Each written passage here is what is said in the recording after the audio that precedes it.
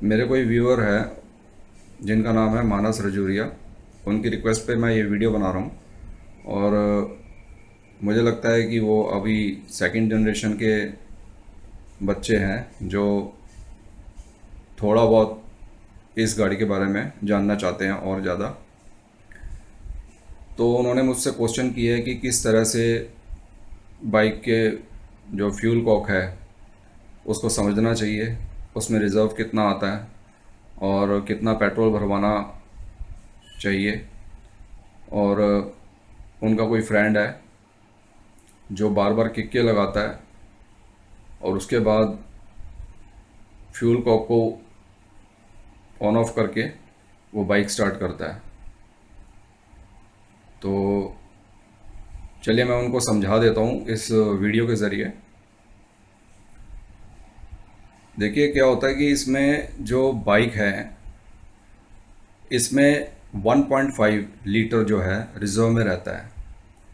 यानी कि अगर आप एक बार घर से बाहर निकल गए और रिज़र्व लग गया तो ये समझ लीजिए 30 किलोमीटर से 35 से 40 किलोमीटर का अगर कोई रास्ता है तो बीच में यदि पेट्रोल पंप नहीं है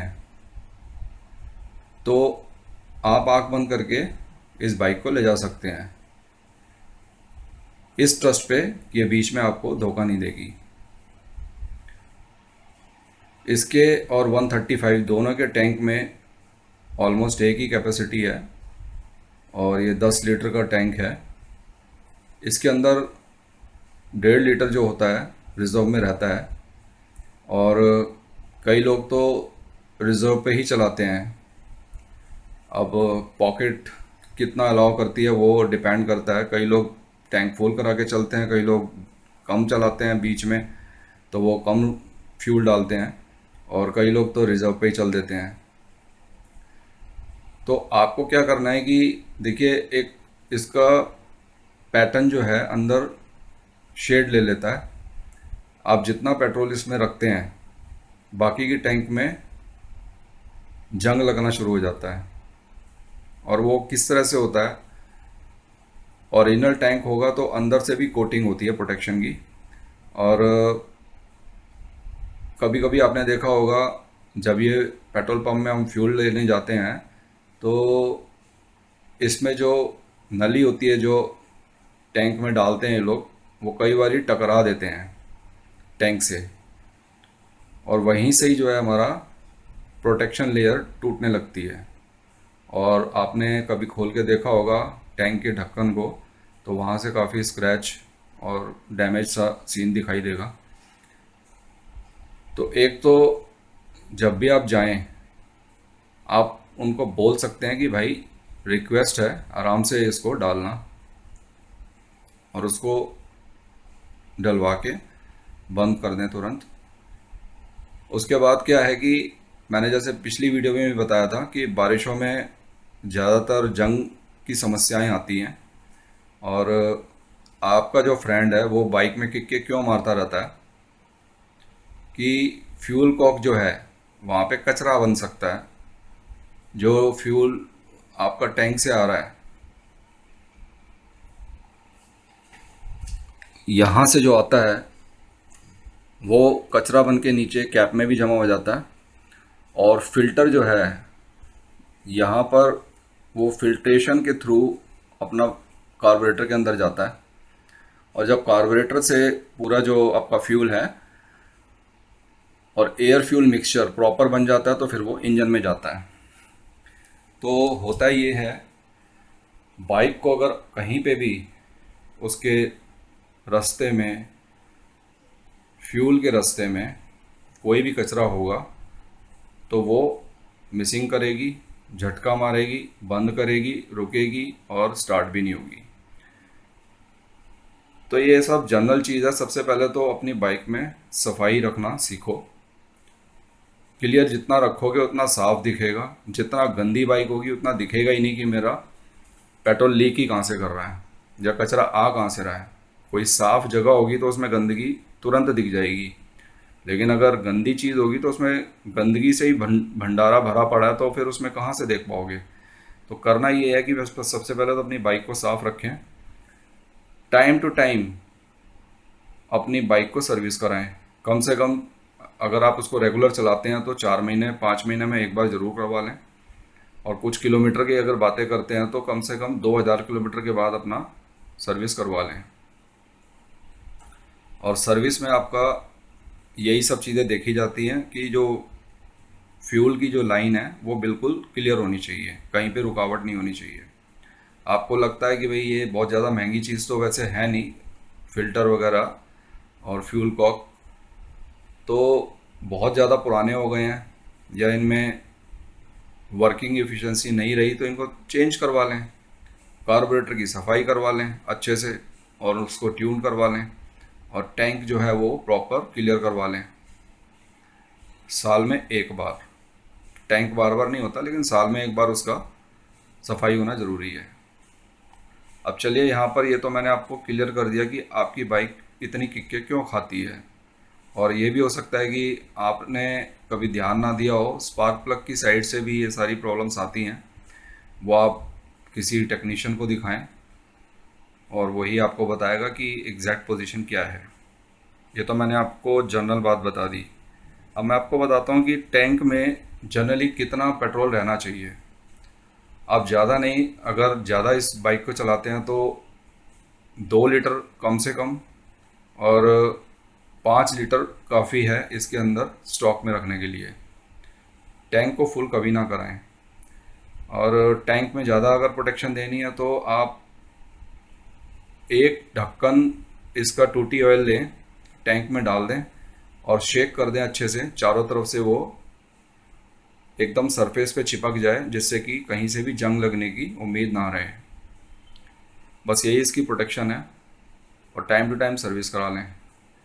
और अब मैं आपको बताता हूँ कि ये बाइक, ये मेरा अपना भी एक्सपीरियंस है कि ये बाइक जब पेट्रोल पंप में जाती थी तो कई बारी पेट्रोल, मैं अपना एक्सपीरियंस आपको शेयर कर रहा हूँ, पहले से ही ख़त्म हो जाता था। और जब बाइक इतनी आदमी चलाता है तो ये कभी ना कभी फैक्ट उसकी लाइफ में आ ही जाता है। वो भूल गया भरवाना, या कम है या बहुत ही कम है कि पेट्रोल पंप आपके घर से मान लो 2 से 3 किलोमीटर दूर है और मैं इसको स्पेशली पेट्रोल के लिए ही लेके जा रहा हूँ, या मुझे पता ही नहीं है, मैं चलाया जा रहा हूँ, रिजर्व पे ही चल रही है और अचानक पेट्रोल ख़त्म हो गया, तो ये क्या करेगी आपको, जैसे आप 4th गियर पे हैं तो इंडिकेशन दे देगी, एक्सीलरेटर आप घुमाते रहें, आपका जो है फ्यूल ख़त्म हो गया है, ये 4th गियर पे चलना बंद हो जाएगी। तो इस बाइक में, मैं दूसरों की बाइक का तो नहीं कह सकता, दूसरी कंपनीज का कह रहा हूँ, RX 100 में क्या है कि आप इसको 3rd गियर पे ले आएं और 3rd गियर पे भी इसको कॉन्टीन्यूसली स्पीड देते रहें, ये रुकेगी नहीं, ये दौड़ती रहेगी। जबकि इसमें फ्यूल जो है ख़त्म हो चुका है, लेकिन कार्बोरेटर के अंदर 2 जेट होते हैं, मैंने आपको पहले ही बताया था। तो सबसे पहले दम तोड़ता है बड़ा वाला जेट, मेन जेट। तो अभी आप इसको पायलट जेट के आधार पे इसको चला सकते हैं। फिर इसको 3रे गियर पे भी जब ये ख़त्म हो जाता है फ्यूल आपका, तो उसके बाद दोबारा से 2रे गियर पे ले आओ, फिर उसको चलाओ, ये उसके बाद भी ये चलती रहेगी। लेकिन उसकी स्पीड बहुत ज़्यादा हो जाती है, बाइक की RPM बढ़ जाते हैं। और अदर आदमी सोचता है कि बाइक को ज़बरदस्ती भगा रहा है, लेकिन ऐसा नहीं है, उसको जल्दी है क्योंकि धक्का लगाना पड़ेगा। फिर उसको सिमिलरली 1st गियर पे ले आओ, ये तब तक भागेगी जब तक कि इसकी लास्ट बूंद नहीं चुस जाएगी। ये इसका प्लस पॉइंट है। अगर आप में से कोई जानता नहीं तो करके भी देख लेना। तो जनरली डेस्टिनेशन पे कई बारी पहुंच जाती थी, कई बारी कुछ मीटर्स तक छोड़ देती थी, तो धक्का लगाने से हम बच जाते थे। ये कई बारी मेरे साथ हुआ है, लगभग लाइफ में 8-10 बारी हुआ है। आदमी रोज़मर्रा की लाइफ में कुछ ना कुछ भूल भी जाता है। तो अगर ऐसी स्थिति आपके पास आए तो आप इस तरह से इसको पहुंचा सकते हैं डेस्टिनेशन पे। और उसके बाद फिर पेट्रोल डलवाएं और तुरंत स्टार्ट ना करें। 5 मिनट के लिए इसको और अपने को रेस्ट दें, खड़े हो जाएं, और ये सारा फ्यूल जो है धीरे धीरे कार्बोरेटर तक आएगा और ये तुरंत स्टार्ट नहीं होगी। उसके बाद आपको 2-3 बारी इसको किक लगानी पड़ेगी, चौक लगाना पड़ेगा, और ये स्टार्ट हो जाएगी। चौक अगर आप लगाते हैं तो बिना एक्सीलेटर के लगाएं, और जब ये पूरी तरह से स्टार्ट हो जाए तो एक बार इसको अपनी परफॉर्मेंस पे आने दें खड़े खड़ी। और जब आप संतुष्ट हो जाएं कि बाइक का एक्सीलेटर सही काम कर रहा है स्पीड के हिसाब से, फिर आप इसको चलाएं और ले जाएं, फिर ये कहीं पे भी रुकेगी नहीं। और अगर आपने तुरंत इसको दौड़ा दिया पेट्रोल डालते ही, तो आप परेशानी में आ जाएंगे कि बाइक पूरी तरह से ठीक चल क्यों नहीं रही है। तो रीज़न यही होता है कि जो फ्यूल है वो पहुंचता नहीं है ठीक तरह। तो जिस तरह से मैंने आपको बताया आप उस तरह से इसको चला सकते हैं। तो एक छोटी सी वीडियो थी, मैंने उनके लिए बना दी क्योंकि उन्होंने रिक्वेस्ट किया था और वो चाहते हैं कि हमें काफ़ी नॉलेज इनकी चाहिए बाइक की। तो ऐसा करो मेरे भाई, मेरा चैनल खोल के आप पीछे रिकॉर्ड्स में चेक कर लो, कोई भी ऐसा टॉपिक नहीं है जिस पे मैंने वीडियो ना बनाई हो।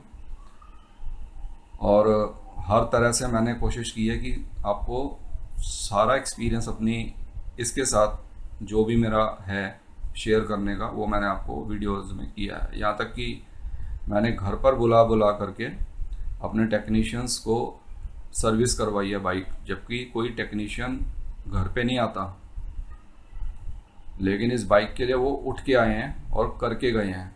उसके ऊपर भी मैंने वीडियो बना के आप लोगों को दी है, और मैंने एक्स्ट्रा चार्ज दिए हैं उन लोगों को, इसलिए कि आप लोगों को जो है अच्छे से वीडियो समझ में आ जाए।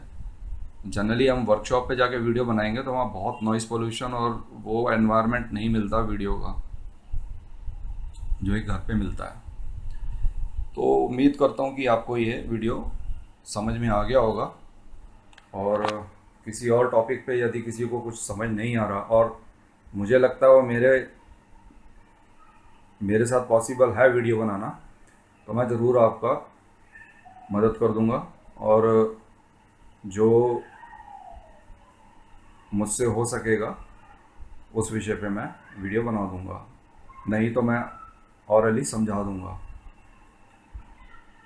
तो आज की वीडियो के लिए बस इतना ही।